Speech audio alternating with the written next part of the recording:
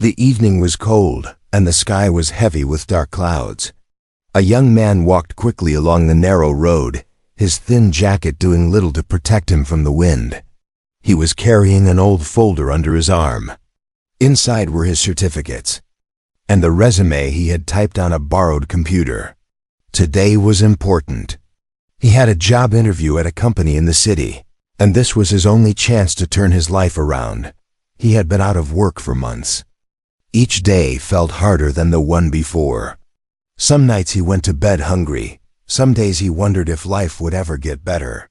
But when he got the call about the interview, he felt a spark of hope. He had no money for the bus, so he had been walking for nearly an hour, determined to make it on time. The road was quiet, lined with trees on both sides. But as he walked, he suddenly heard the sharp sound of tires skidding. His heart jumped. Just ahead, a small car had lost control on the wet road. The car swerved dangerously and came to a stop near the ditch. Without thinking twice, he ran toward it. Inside, he saw a young woman gripping the steering wheel, her eyes wide with fear. The car's front tire was stuck in the mud, and she was trying to start the engine, but it made only a weak sound. "Are you okay?" he shouted through the rain. She looked at him, startled, then nodded quickly. I can't move the car," she said, her voice shaking. He dropped his folder on the dry patch of grass and ran to the car door. "Come out," he said firmly. "It's not safe to stay inside." She stepped out, holding her coat tight around her. The rain was falling harder now, and the road was getting slippery. Trucks were passing by fast, spraying water everywhere. The young man looked at the car, then at the road. He didn't care about his clothes or the time. He pushed the car with all his strength, his shoes sliding in the mud. It took everything he had, but slowly the car moved away from the ditch onto safer ground. The girl watched in silence, holding her bag close. She looked like someone from the city, well-dressed, her shoes clearly not made for muddy roads. She seemed confused. Why would a stranger stop in the middle of nowhere to help her like this? The young man was breathing hard now, his hair wet, his clothes dirty. He turned to her. "Do you have someone you can call?" he asked. "Yes," she said softly. "My driver is coming. He should be here soon." He nodded, picked up his folder from the grass, and wiped the rain off with his sleeve. The papers inside were safe, though the folder was muddy. He looked at his old watch. His interview time was almost gone. "I have to go," he said, stepping back. She looked at him, as if she wanted to say something, but before she could speak, he was already walking away, his pace quick, his shoulders heavy. The rain didn't stop. His shoes were wet, his hair was dripping, but he kept going. The company was still 2 miles away, and he didn't know if he would make it in time. Behind him, the girl stood by the car, watching the stranger disappear down the road. Something about him stayed in her mind, the way he didn't ask for help, didn't even wait to be thanked. He just did what needed to be done and left. For him, the world had always been harsh. He had grown used to walking alone, fighting silently, hoping for a break that never came. He didn't know that by stopping to help a stranger, he had just missed the interview that could have changed his life. And he didn't know that the girl he had helped was not just any girl. She was someone with the power to change his life in ways he could not imagine.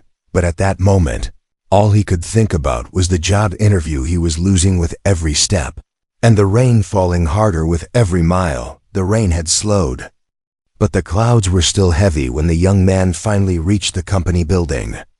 His shoes were caked in mud, his clothes clung to his body, and his hair dripped water onto the floor as he stepped inside.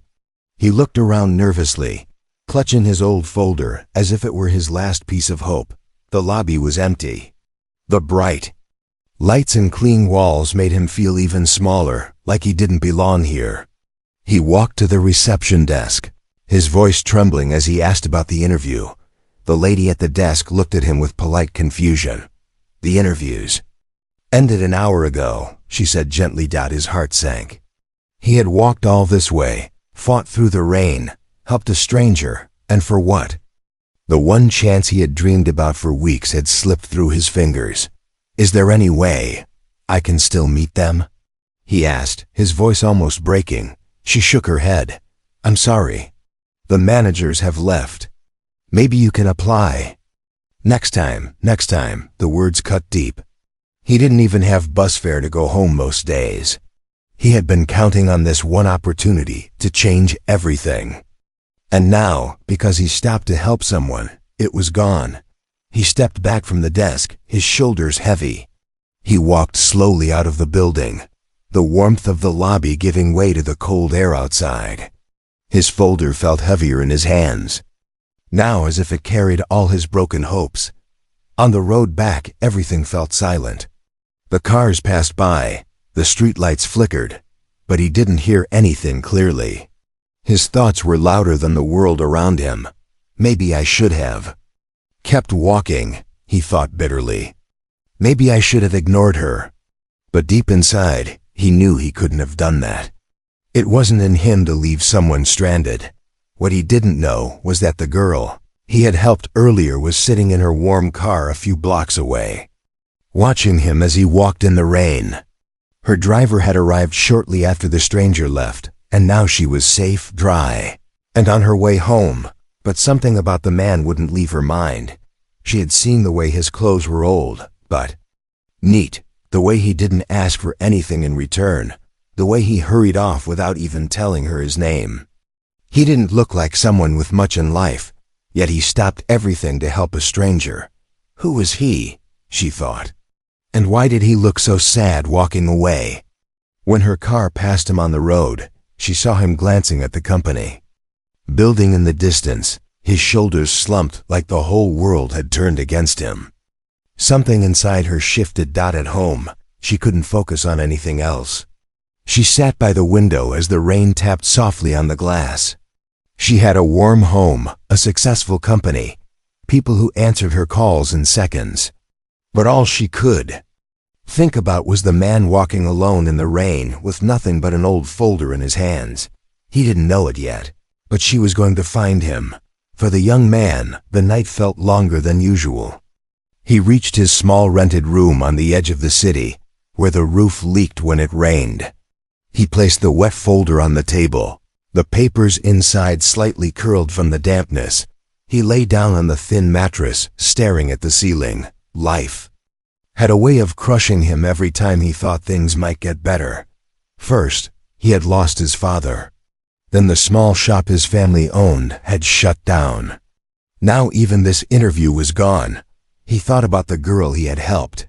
For a moment, he wondered if she was home safely. Then he pushed the thought aside. She was probably someone with money, someone who had people to care for her. People like him didn't cross paths with people like her twice, but life had different plans. The next morning, as he went out looking for small jobs, anything to earn a meal, he had no idea that the girl was already making calls, asking people if they had seen a young man in muddy clothes helping someone on the road last night. He didn't know that she wasn't just any girl. She was the CEO of a company with hundreds of employees. She had the power to change lives with one decision. And she was about to find him. The sun came out the next morning, but the young man felt no warmth in it. He walked through the crowded streets, looking for any work that could earn him a few coins. Sometimes he carried heavy boxes at the market, sometimes he cleaned shops. Sometimes he stood outside restaurants hoping someone would need help washing dishes. His clothes were still damp from the rain. His shoes made a soft squelch with every step, but he kept going.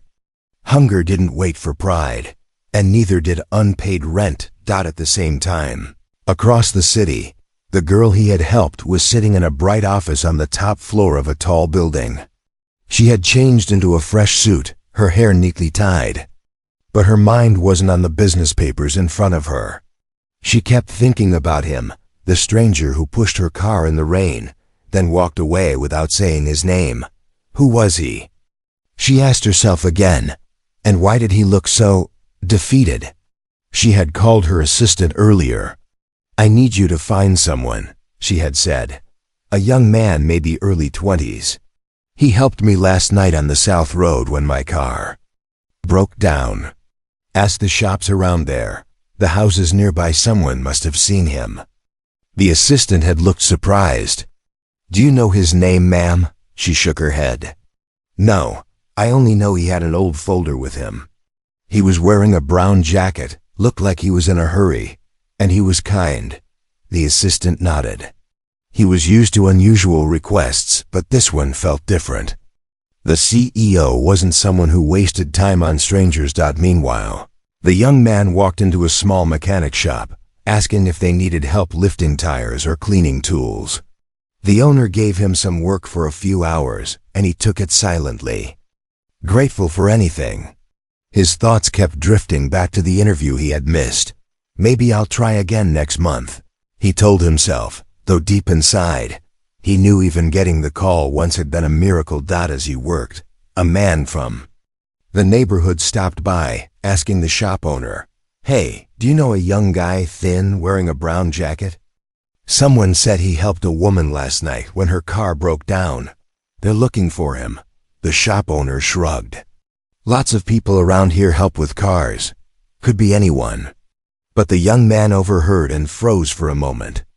Someone was looking for him? Why? He quickly pushed the thought away. Probably nothing important, he told himself.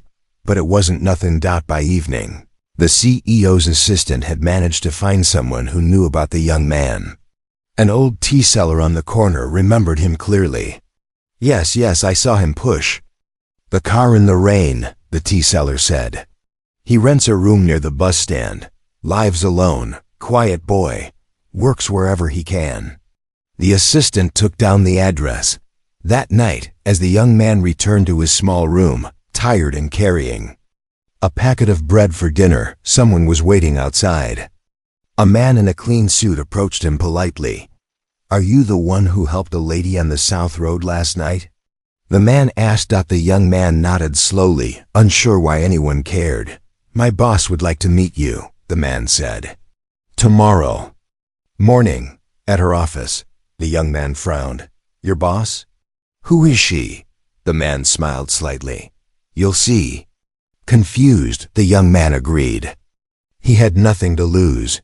The next day, he put on his cleanest shirt, the one he saved for special occasions, and went to the big office building. He didn't know why they wanted to see him.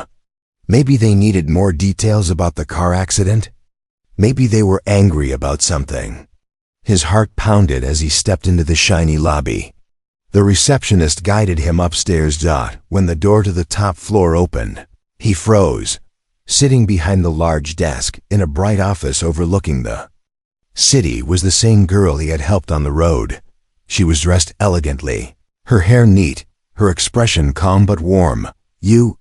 he said softly, not knowing what else to say. "Yes," she said, standing up and walking toward him. "I wanted to thank you for what you did. And I want to talk to you about something important." The young man looked around at the office, at the people waiting silently by the door, and then back at her. He didn't know yet that she was the CEO. He didn't know yet how this meeting would change his life, but he was about to find out. The young man stood there in silence, his heart still beating fast. He didn't even know where to put his hands, holding his old folder close like it could protect him from this strange, shiny world. The girl smiled gently. "Please sit," she said, pointing to the chair across from her desk. He sat slowly, feeling like he didn't belong in a place this clean, this bright. The floor was polished, the walls were covered with framed photos of successful business events, and outside the glass window, the whole city stretched under the sunlight. She sat across from him, her eyes kind but serious. "You helped me yesterday when my car broke down," she said softly. "I was scared, it was raining, and the road was dangerous. You didn't even ask who I was. You just helped and left. Why?" He hesitated, unsure how to answer. "Because you needed help," he said finally. "I couldn't just walk away." She studied him for a moment. His clothes were clean but old. His shoes had seen better days, and the folder in his hands looked worn from years of use. "What were you carrying yesterday?" she asked, nodding toward the folder. He looked down. "My papers. I had a job interview." "And did you make it?" He shook his head slowly. "No, I missed it." There was a pause. The young man stared at the floor, embarrassed. "It doesn't matter," he added quickly. "Maybe it wasn't for me," but she didn't agree. "No," she said firmly. "It matters.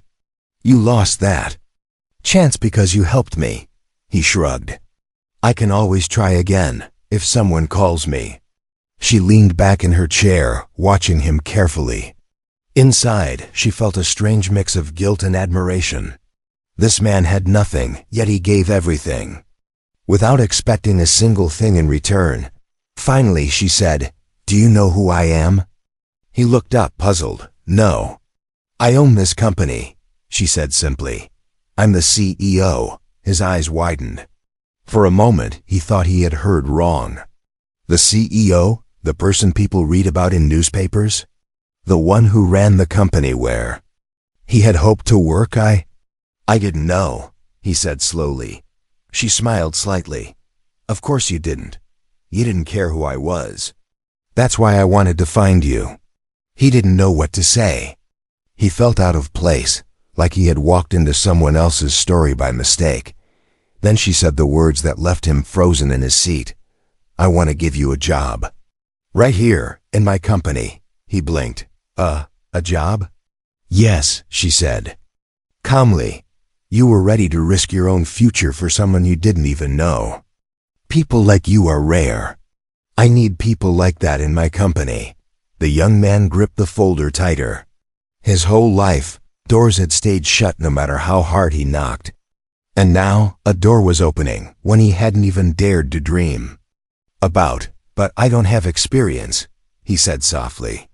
"I didn't even finish college. I'm not sure I can do whatever job this is." She shook her head. "We can train you. What I need first is someone who is honest, who doesn't run from responsibility. Skills can be taught. Character cannot." The room felt very still. He could hear the hum of the air conditioner, the faint sound of traffic far below. "Why me?" he asked finally. "Because you helped me when you didn't have to," she said simply. "And I believe people like you deserve a chance." The young man looked down at his calloused hands. He thought of all the nights he had gone to bed hungry, all the times he had stood outside buildings like this, when hoping someone would give him a chance. Now, a chance had come, but in the most unexpected way. He swallowed hard. I don't know what to say," he whispered. "Say yes," she said, smiling. He nodded slowly. "Yes." She leaned forward, her expression warm. "Good. Tomorrow you'll meet the HR team. They'll guide you through everything."